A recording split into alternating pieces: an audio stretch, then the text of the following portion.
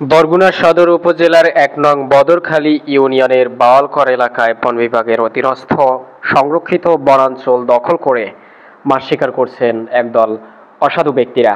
এতে আর্থিক লেনদেনের মাধ্যমে অপসহযোগিতা করছেন বন বিভাগের স্থানীয় বিট কর্মকর্তা নাসির উদ্দিন।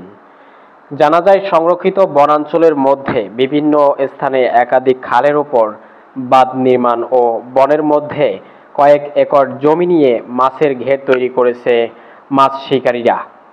এ সকল বাঁধ নির্মাণ টেকসই করার জন্য ব্যবহৃত হচ্ছে বনের ছোট বড় কেওড়া গাছ। স্থানীয় বিট কর্মকর্তার সহযোগিতায় অতিরিক্ত লাভের আশায় বনের মধ্যে মামুন চৌকিদার নামের এক ব্যক্তি বনের গাছ উজাড় করে ছোট বড় ডোবায় পরিণত করেছে।